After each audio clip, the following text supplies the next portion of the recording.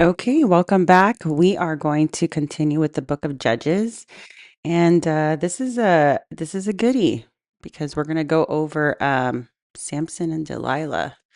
Of course, I'm going to start sneezing and needing to blow my nose, even though I just did. Okay, we're good. Okay, so if you want to grab your Bibles, we're going to be in Judges chapter 16. We're going to do 3 chapters this morning. I'm gonna have to increase my chapter readage a day in order to finish the Bible before my birthday, because your girl skipped quite a few days in January. It's happened. It's okay though. We're gonna be okay. All right, Judges chapter 16, Samson and Delilah. Chapter 17 is Micah's idolatry. 18 is the Danites adopt Micah's idolatry. All right, let's get to it. So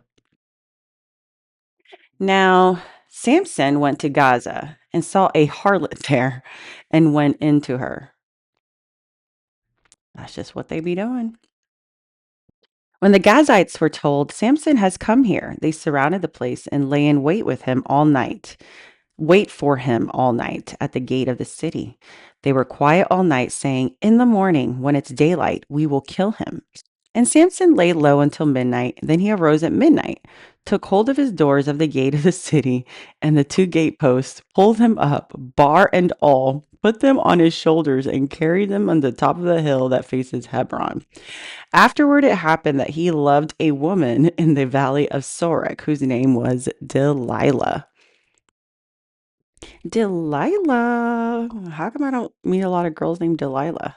All right, anyways. And the lords of the Philistines came up to her and said to her, "Entice him and find out where his great strength lies, and by what means we may overpower him, and we may bind him and afflict him, and every one of us will give you an 1,100 pieces of silver."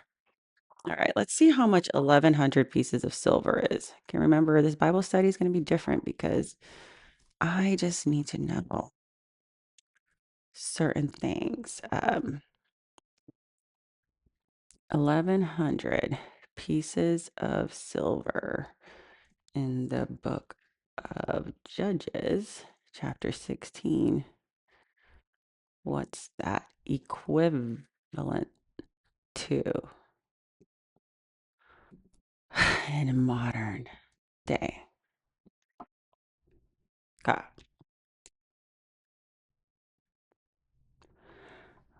wow, it really does do that.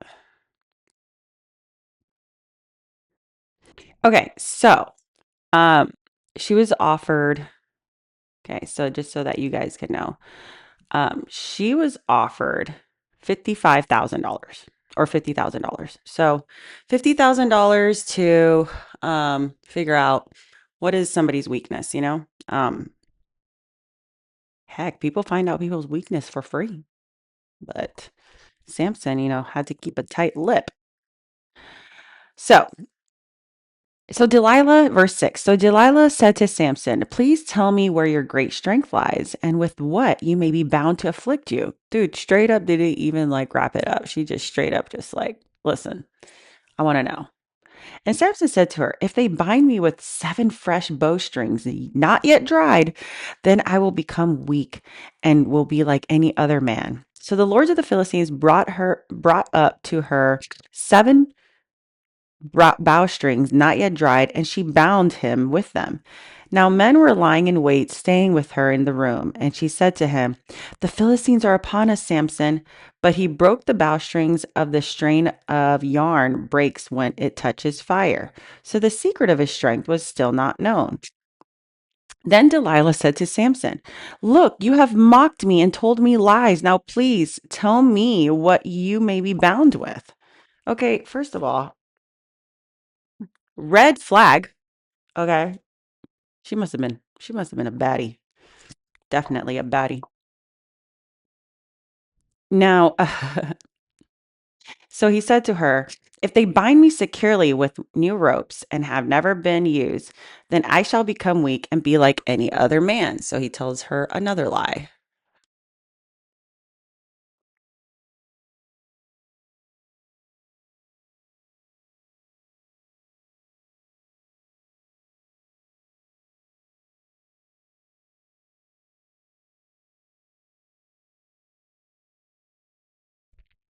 Okay, tells her another lie.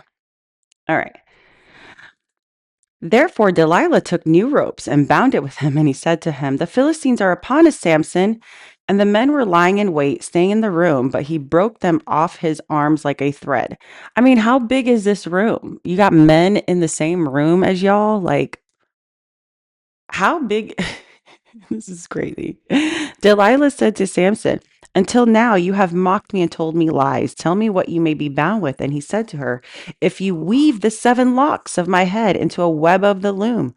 So she wove it tightly with a pattern of the loom and said to him, the Philistines are among us, are upon you, Samson.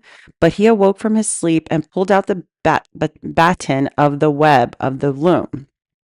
Then she said to him, how can you say I love you when your heart is not with me? You have mocked me with 3 times and have told me where your great strength lies. And it came to pass when she pestered him daily with her words and pressed him so that his soul was vexed to death. Vexed to death. I'm so sorry, guys. I'm not. Yeah, I am. I am pretty dramatic.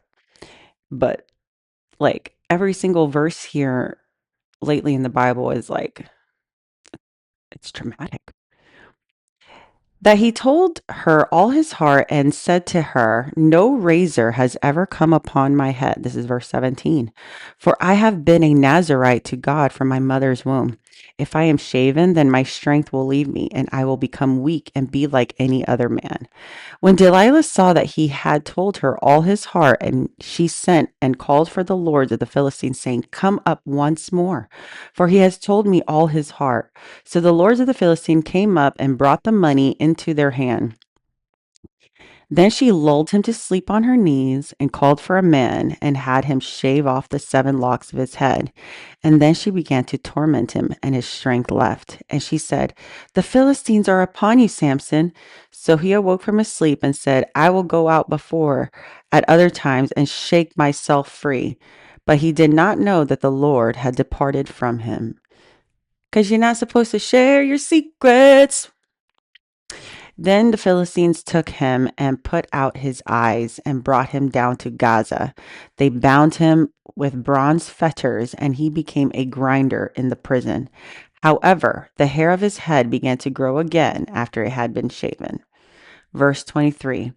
Now the lords of the Philistines gathered together to offer a great sacrifice to Dagon, their god, and to rejoice. And they said, our God has delivered into our hands Samson, our enemy. Dagon is the Philistines' god. It's half man, half fish. It's like a mermaid.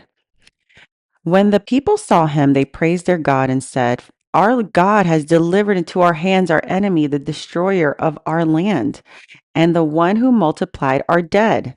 Verse 25. So it happened when their hearts were merry, and they said, call for Samson that he may perform for us. Because, they plucked out his eyes. He can't see nothing. So they called for Samson from the prison, and he performed for them, and they stationed him between 2 pillars. Then Samson said to the lad who held him by the hand, let me feel the pillars which support the temple so that I can lean on them. Now the temple was full of men and women. All the lords of the Philistines were there, about 3,000 men and women on the roof watching while Samson performed.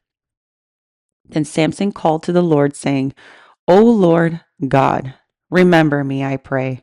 Strengthen me, I pray, just this once, O Lord, that I may with one blow take vengeance on the Philistines for my 2 eyes. And Samson took hold of the 2 middle pillars which supported the temple, and he braced himself against them, one in his right and one in his left. Then Samson said, let me die with the Philistines. And he pushed with all his might, and the temple fell on the lords and all the people who were in it. So the dead that he killed at his death were more than he had killed in his life. And his brothers and all his father's household came down and took him and brought him up and buried him between Zorah and Ashtaol in the tomb of his father Manoah. He has judged Israel for 20 years. Judged Israel for 20 years, and the downfall of him was a woman. Y'all better be careful who you tell your secrets to. Judges chapter 17. Well, that was the end of Samson and strongest man. Micah's idolatry. Now there was a man from the mountains of Ephraim whose name was Micah. And he said to his mother, the 1,100 shekels of silver that were taken from you, and on 1,100, so the 50 grand, taken from you, and on which you put a curse, even saying it in my ears, here is the silver with me. I took it. And his mother said, may you be blessed by the Lord, my son. So when he returned the 1,100 shekels of silver to his mother said, I had wholly dedicated the silver from my hand to the Lord for my son, to make a carved image and a molded image. Now therefore I will return it to you.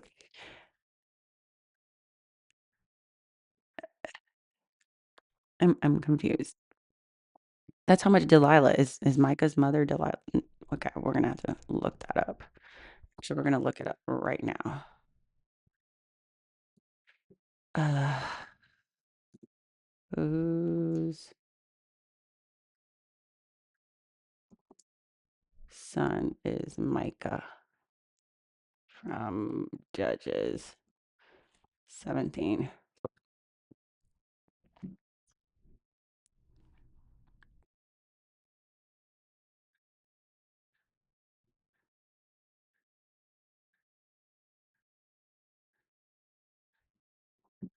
All right. So apparently Micah is not given like historical, it's not given a genealogy. So, but it's saying that the story emphasis is theological and moral rather than ancestral, highlighting religious corruption during the late Judges period. So just, amen. Name Micah. Maybe I need to dust this place. My gosh. Okay. Okay. The man Micah had a shrine and made an ephod and household idols, and he consecrated one of his sons who became his priest. In those days, there was no king in Israel.